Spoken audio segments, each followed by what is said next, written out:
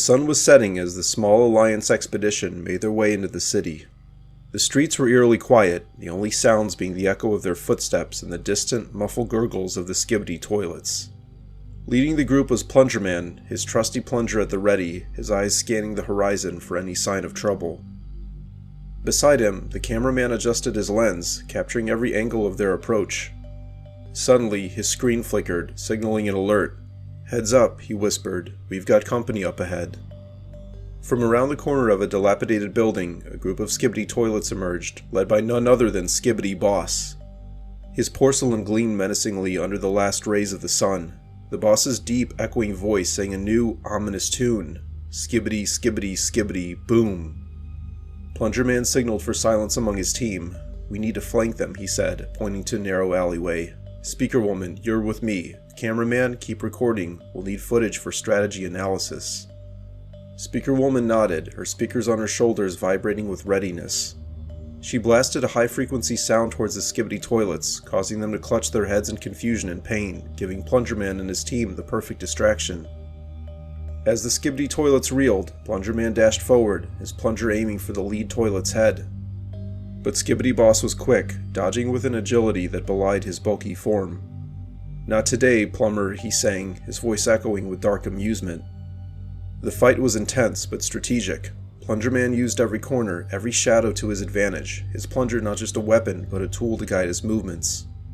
Cameraman, ever the silent observer, zoomed in and out, capturing every move which later would be crucial for their debriefing. Meanwhile, Speakerwoman unleashed a cacophony of sounds, from deep bass to ear-piercing shrieks, disorienting the Skibidi toilets. She managed to corner a few, her melodies turning into a trap that made them dance uncontrollably, unable to attack or escape. The battle shifted when a new figure entered the fray, Toilet Man, a recent addition to the Alliance, known for his ability to communicate and sometimes even control other toilets. With a series of peculiar flushing sounds, he managed to sway some of the lesser Skibidi toilets to their side, creating chaos within the enemy ranks. The tide was turning. Plungerman, seeing an opportunity, teamed up with Toilet Man. Together, they approached Skibidi Boss, who now seemed less confident, his songs faltering. "You're out of tune, boss," Plungerman taunted as he and Toilet Man coordinated their moves. In a surprising twist, Toilet Man used his unique ability to flush out the boss's control over his minions, causing them to scatter in confusion. Plungerman then made his move, plunging down with precision, not to harm, but to disarm and capture. With a swift, non-violent maneuver, he managed to place a special cover over the boss's flushing mechanism, effectively silencing his song. Exhausted but victorious, the team regrouped. "We've won the day," Plungerman stated, looking at his comrades with pride. "But this is just one battle. The war is still out there." Cameraman, still recording, zoomed out to capture the team's silhouette against the city skyline, now lit only by the moon. "We'll need to review this footage, learn their patterns," he suggested. Speakerwoman nodded, her speakers now silent, and I'll compose new sounds, ones they won't expect. Toilet Man chuckled, a gurgling sound, and I'll keep the peace among those who can be saved. As they left the battlefield, the city seemed a little less dark, a little less frightening. The Alliance had struck a chord, literally and metaphorically, in their ongoing fight against the chaos of the Skibidi toilets. The night was quiet once more, but everyone knew it was the calm before another storm. Deep in an underground bunker, members of the Alliance continued to work around the clock to come up with new and better technology that could turn the tide of the war against the Skibidi toilets once and for all. The air was thick with tension and the hum of machinery, but hope was sparked by the latest project, the creation of a 4K TV Man. At the heart of this secret lab stood TV Man, his screen currently displaying a low-resolution image of a blueprint. Beside him, Plungerman and Speakerwoman reviewed the plans, their faces illuminated by the glow of monitors and holographic projections. "We need something that not only fights but also records, in the highest definition possible," TV Man announced, his voice resonating through the room. "With this new 4K TV Man, we'll capture every detail of the Skibidi toilet's movements, giving us a strategic edge." Plungerman nodded. "I agree, but we must ensure he's mobile and resilient. No point in high resolution if he can't survive a flush." Speakerwoman added, "And sound. He needs to integrate with my systems for synchronized audio-visual disruption. We'll make those toilets sing a different tune." The team got to work, with engineers and scientists bustling around, assembling parts from scavenged materials. The core of the new TV Man was to be an old yet high-quality 4K television screen donated by the city's last electronics store before it was overrun by flushes. They enhanced it with a robust metal frame, ensuring durability against the Skibidi toilet's attacks. Meanwhile, in a secluded corner of the lab, the Brain Man, a newcomer to the Alliance with an oversized brain case, was working on the AI needed to control the new unit. "I'm programming him to learn from every encounter, improving his resolution and response time," he explained, his voice tinged with excitement. Days passed in a blur of activity. The moment of truth came when they powered up the prototype. The screen flickered to life, displaying an image so clear it seemed to leap out of the frame. Plunger Man gave a thumbs up. "Looks good, but let's see him move."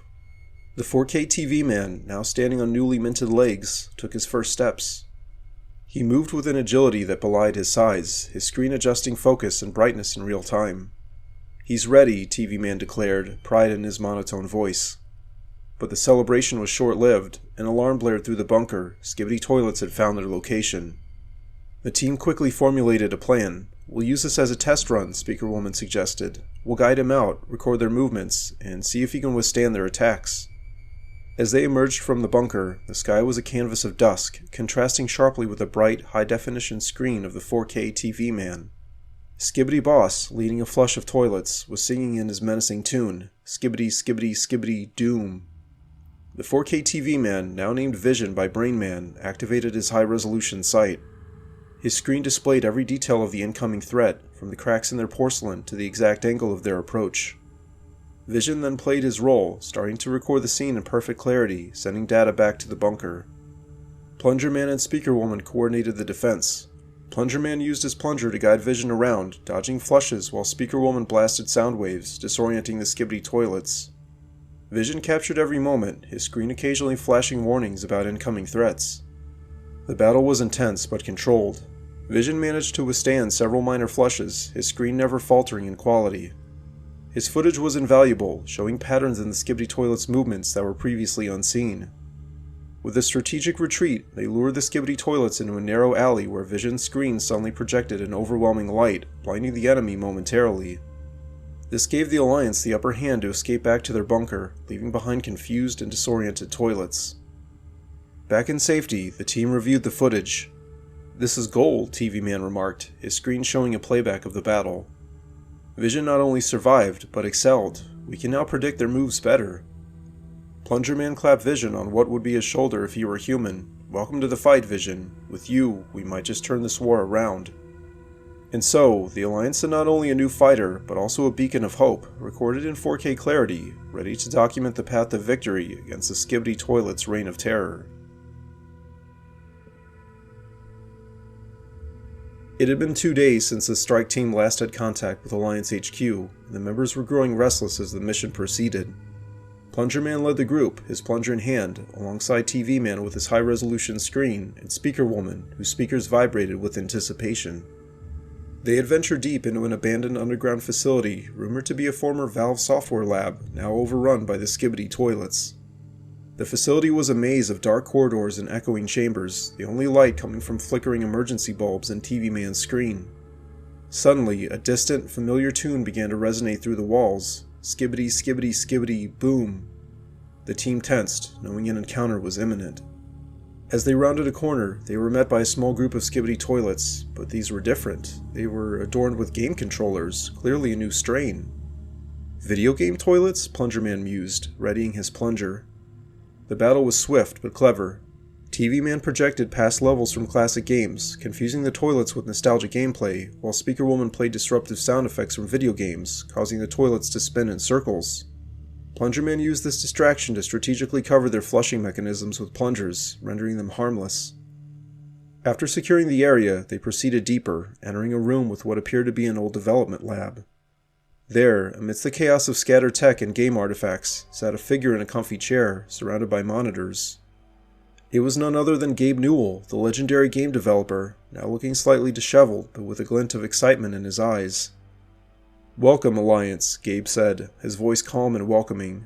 "I've been waiting for someone to come by. I've got something big planned." Plunger Man was taken aback. "Gabe Newell, here? How?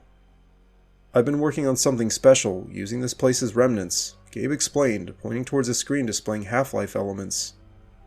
But first, we need to deal with our toilet problem. Suddenly, the room shook as a new wave of Skibidi toilets, this time led by Skibidi Boss himself, burst through the walls, their porcelain bodies gleaming with malice. Gabe, with a knowing smile, activated an old but still functional VR setup. Let's give them a taste of what's coming, he said, donning a headset. The room transformed around them into the world of Half-Life. Gabe, now virtually wielding the gravity gun, began to manipulate the environment, causing objects to levitate and then crash down around the toilets. This was very effective in disorienting them. The TV man then used his screen to project confusing visual anomalies from the game, while Speaker Woman played the iconic Half-Life theme, adding to the chaos. With the toilets in disarray, Plunger Man and his team went into action. Plunger Man used his plunger with newfound precision, thanks to the VR-enhanced environment, effectively neutralizing the Skibidi Boss by covering his flush mechanism. Once the threats were subdued, Gabe removed his VR headset, his eyes twinkling with mischief. That was a good warm-up, he chuckled. Now for the real news. He turned to face the team, his presence commanding the room. I'm here to announce that Half-Life 3 will be available on July 4th, 2025, but we need to keep this place secure until then. This facility has the last remaining server with the game data. The team was stunned but elated. Half-Life 3? TV Man's screen flashed with excitement. That's huge. Gabe nodded. Indeed, but we've got work to do. These toilets won't stop coming, and we need this place for the final development stages. The team, now invigorated with a new purpose, agreed to help protect the facility. Gabe, with his vast knowledge of game mechanics, began to train them in using various game-like tactics against the toilets. They set up traps, used environmental puzzles from the Half-Life series to confuse their enemies, and even set up minigames within the facility to keep the toilets at bay. As they fortified their defenses, the strike team became more than just fighters. They were now guardians of one of gaming's most anticipated sequels. Each day was filled with action, strategy, and the constant threat of Skibidi attacks. However, with Gabe Newell leading them, they were ready for anything. And so, in this unlikely alliance between game developers and the heroes of the Skibidi universe, the stage was set for not just a battle, but a celebration. The coming of Half-Life 3, on a day that would echo with both fireworks and the flushing of victory.